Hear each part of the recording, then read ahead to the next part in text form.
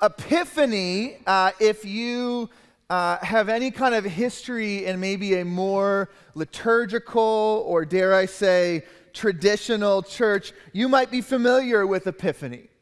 If you haven't, you might not be familiar with Epiphany. So what I love about Epiphany is it extends the Christmas season. You know, I think in more current forms of church, we like to end with the splash. And so Lent ends with Easter, splash, and then it's over. And Advent ends with the Christmas Eve service and splash, it's over. But actually in the church calendar, in the historic church calendar, the season is not called Christmas. It's called Christmastide. And Easter is not just called Easter, it's called Eastertide. Because the idea is that we don't end the story with the splash. That the splash is the beginning of something new.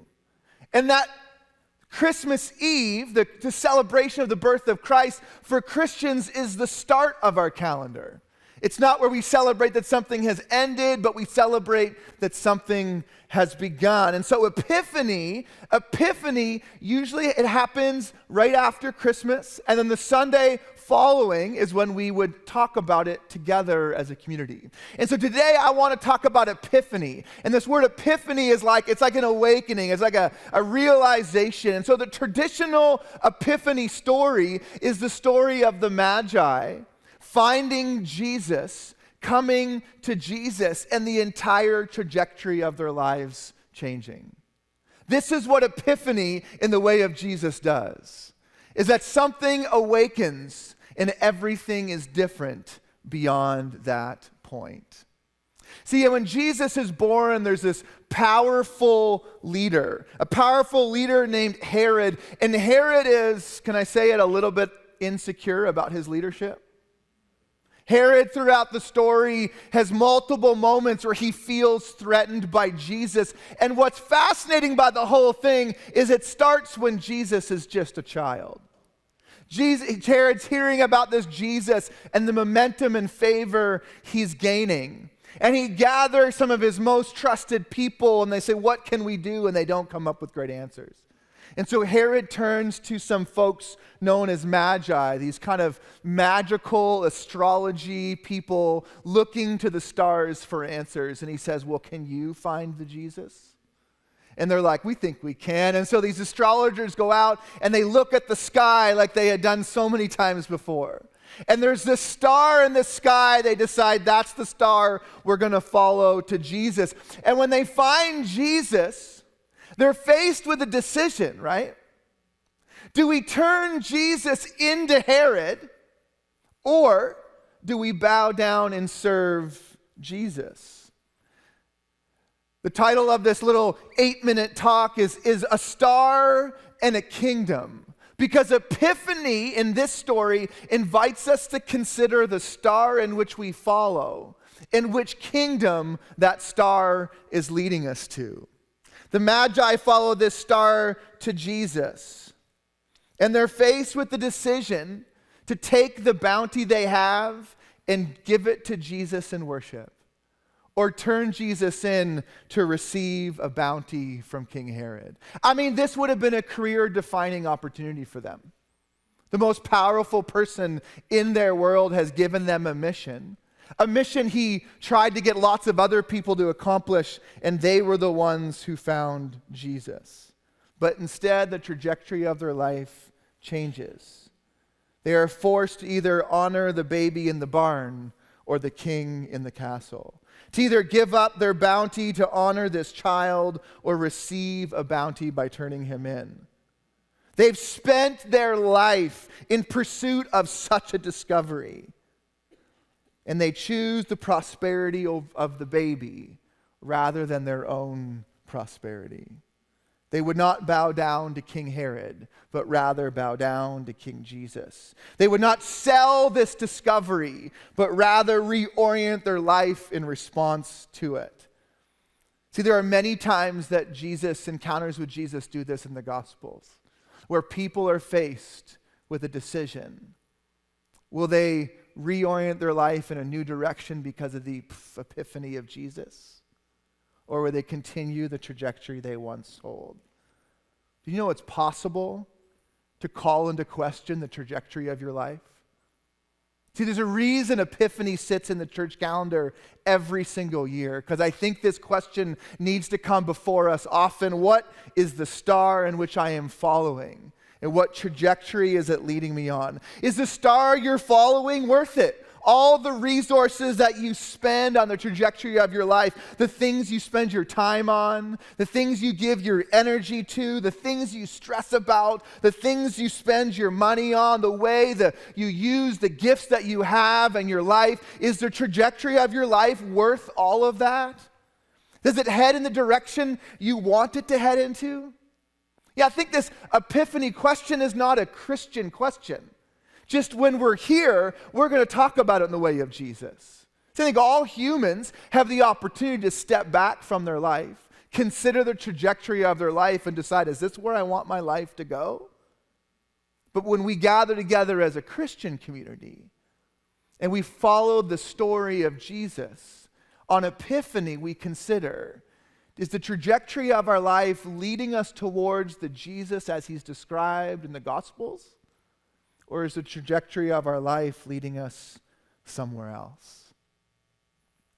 Over the last, I'd say 6 years, I've made a concerted effort in my study to learn from theologians and pastors and practitioners from oppressed and minority communities. I figure the Bible is written by oppressed minorities, primarily in its original form for oppressed minorities. Yet my education was primarily guided by white theologians who had a lot of cash in their bank accounts. And so I've made a concerted effort to try and learn from some different faithful groups of people in the church that perhaps might understand some things different than I do. One of those people is my friend Anthony Smith, and Anthony Smith has been doing a lot of work around African traditions of the church. He was a part of a group of people that wrote this book called Liberating Church, where they specifically looked at hush harbors and the practice of hush harbors. You know what hush harbors are? So during the antebellum South, as Africans were enslaved, many of them were hearing about Jesus standing outside the churches of their slaveholders. Can you imagine hearing about Jesus this way? But they began to form these secret communities, these secret church services, where they would discover ways to understand faith in Jesus through their African traditions. It was actually in these hush harbors where many escapes from slavery were planned. These gatherings, these secret churches, these underground churches were dangerous. But from these hush harbors came many of the philosophies, the history of black preaching. A lot of its roots come from these hush harbors. Anthony Smith, my friend, has been teaching about this idea called the North Star. And I want to talk to us about this North Star. Anthony Smith writes this in his section of this book, Liberating Church. He says, the North Star, also called the Polaris, is a star in the constellation Ursa Minor. For centuries, this major astronomical body hung from the heavens, giving navigational aid to travelers. By sea or land, this North Star was a ready reference, gifting explorers and merchants, both ancient and modern, coordinates to the world's known and unknown. The North Star is the North Star because of its usual placement in the sky. It's just always there. It led travelers to the northern parts of the globe. In the case of runaway enslaved Africans in the antebellum South, the North Star would lead them to northern free territories. Enslaved Africans waged many kinds of struggles, set off on their path guided by this star: armed rebellions, disguise, the Underground Railroad, purchasing their freedom, burning slaveholder property, and more. Following this large celestial body in the night sky would lead them to new worlds. Many of our ancestors would follow this star on way to Canada. Represent. It is in these northern places, away from the surveillance of slavocracy, that they would build new lives and worlds for their children and descendants. The North Star for participants in Hush Harbors came to symbolize the possibility of a new world, a free and just world, a world free of domination and oppression for those that participate in modern day Hush Harbors or liberating churches. The North Star may not be a faraway geographic location. The North Star may be a reference point for a new world the Spirit is making in our midst. The North Star may be more than a pointer to a new spot on the planet, but for us to sojourn to, it can be that as well. For those of us on the collective journey of decolonizing our souls, the North Star points to new theological and ecclesiological coordinates, which he uses this Greek term loci imperium, the heart of the empire.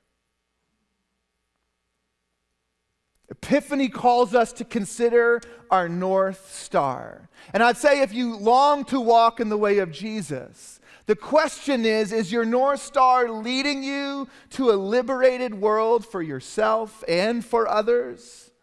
Or is your North Star leading you to being the king of your own kingdom?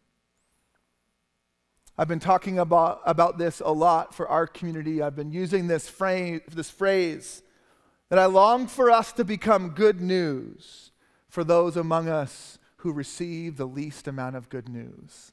This is a kind of North Star kind of statement. It's a statement that we can set before us, a trajectory we continue to move towards. On this Epiphany, this first consideration is, would you consider the North Star in which you are following?